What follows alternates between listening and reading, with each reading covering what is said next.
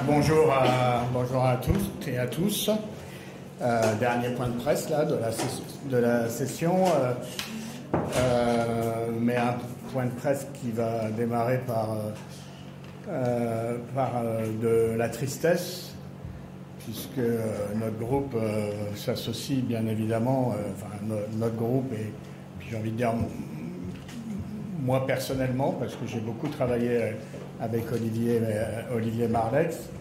On avait noué au fil du temps une relation à la fois cordiale et puis avec beaucoup de points de convergence.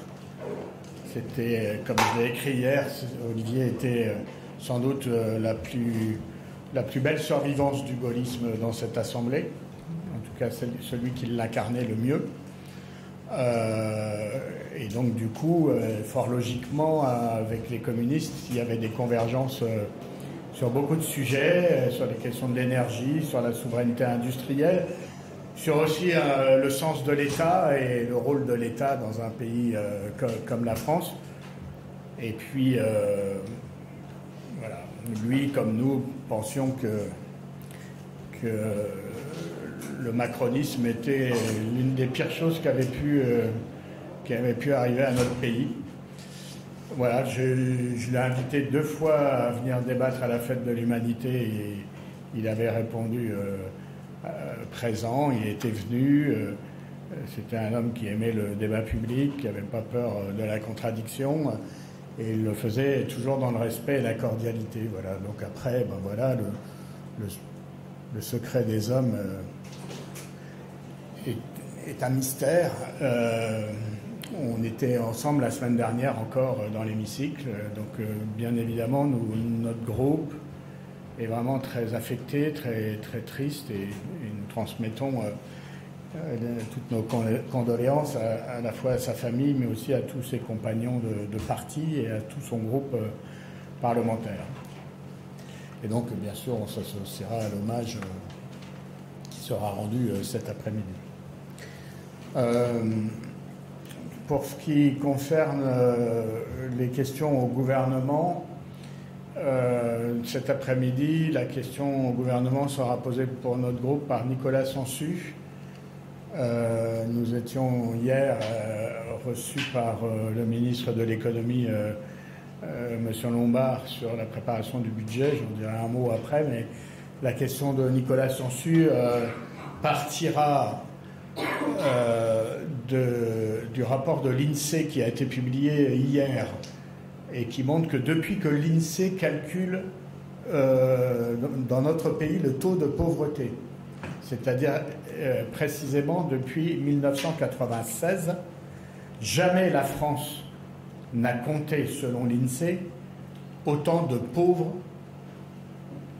depuis que l'INSEE fait ce calcul, c'est-à-dire depuis 30 ans. Donc, nous sommes dans une situation où la pauvreté grandit, où le nombre de smicards et de salariés au SMIC a doublé depuis 2017, presque doublé depuis 2017, et où lors des rencontres avec le ministre de l'économie, on nous annonce un budget qui va être un budget qui ne fera aucune concession à la gauche, pour l'instant, qui se refuse à toute mesure sur le pouvoir d'achat des ménages, à toute mesure sur la relance de la croissance par la consommation, mais qui reste enfermé dans le dogme de la politique de l'offre et qui va, pire, se traduire par une réduction du pouvoir d'achat des classes populaires, à la fois par l'année blanche qui s'annonce et aussi peut-être par l'instauration de ce qu'on appelle,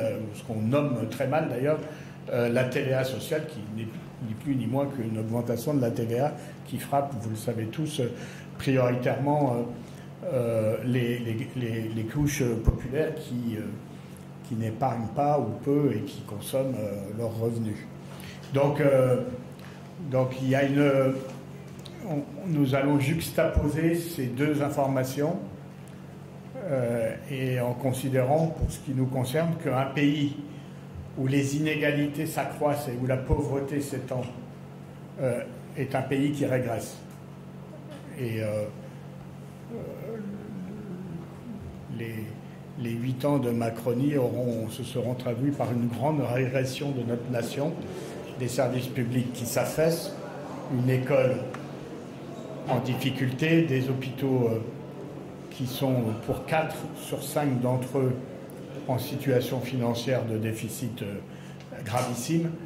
Nous avons là un bilan qui est catastrophique avec par-dessus tout ça 1000 milliards de dettes de plus pour notre pays. Donc c'est vraiment une politique à tout point de vue extrêmement néfaste. Voilà ce que sera la question, il dira ça avec ses mots à lui, mais de Nicolas Sansu cet après-midi. Bien sûr, par ailleurs, on votera, ce ne sera pas une surprise, il y aura le vote solennel aussi dans l'après-midi sur la loi du plomb où on votera contre, mais on s'est déjà expliqué sur le sujet, donc je ne reviens pas. Et puis,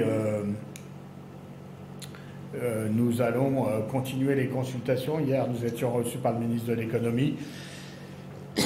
Et la semaine prochaine, nous serons reçus par le cabinet du Premier ministre, toujours sur la préparation de la loi de finances, avec quand même une observation qui vous a sûrement été faite déjà, mais il y a quand même dans le calendrier quelque chose qui ne va pas, puisque le Premier ministre a dit qu'il annoncerait le 15 juillet les grandes orientations pour le budget. L'Assemblée sera fermée, donc le Parlement sera dans l'impossibilité d'interroger, de commenter, de proposer, enfin de réagir aux annonces du Premier ministre, puisque la session extraordinaire sera terminée. Donc c'est quand même une marque, c'est pas la première, vous allez me dire, mais c'est une énième marque de mépris à l'endroit, ou à l'encontre plus exactement du Parlement. Mais malheureusement, nous sommes coutumiers, mais nous ne nous y habituons pas et nous y résignons pas. Voilà. Est-ce qu'il y a des questions?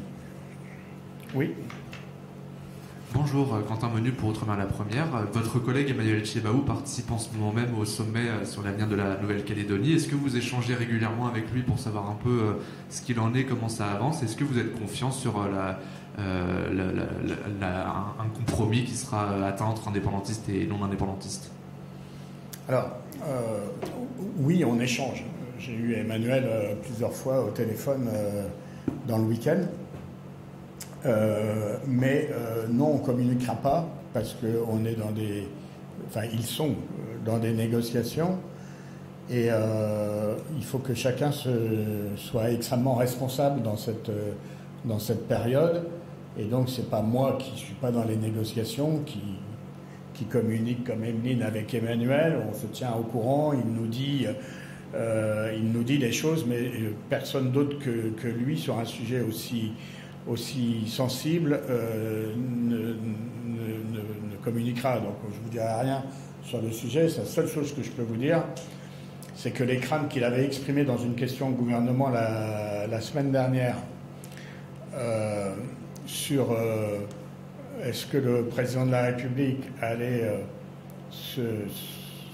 invalider la procédure initiée par le ministre des Outre-mer Manuel Valls ou allait-il en reprendre la philosophie?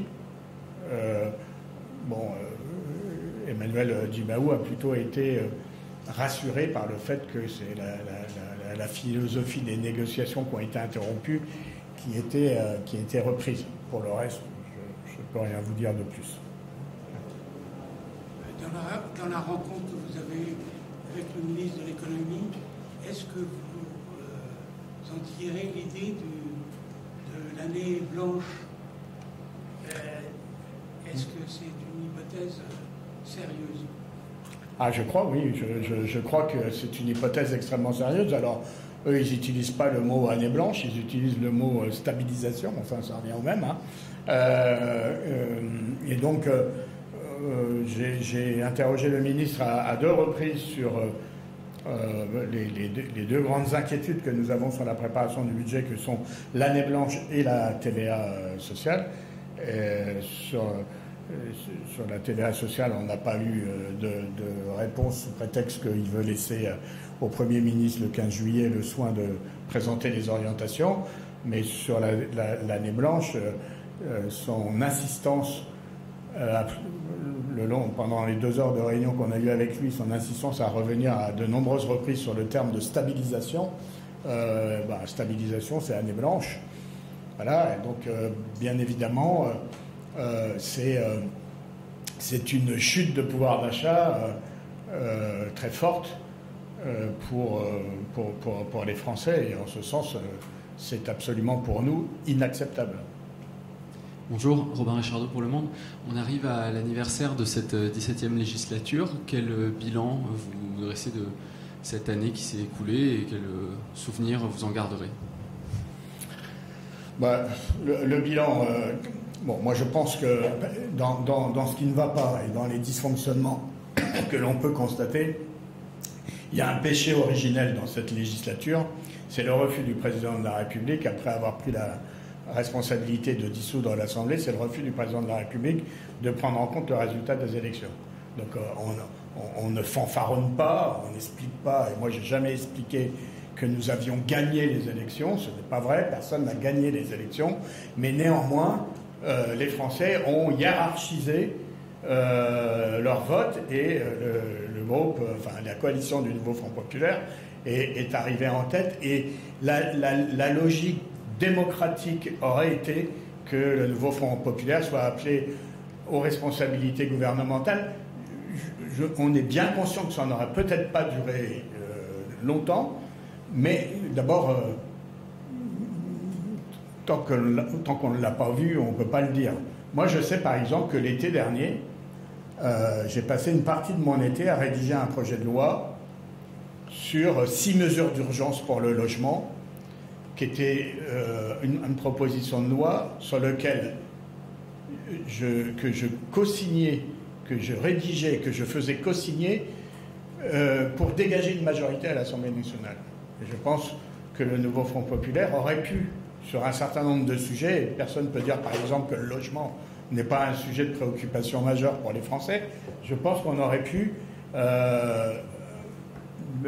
dégager des majorités sur des textes. Bon, et on était exposé à la censure comme les autres gouvernements ont été exposés, mais le fait même de ne pas respecter le vote des Français, vous savez, c'est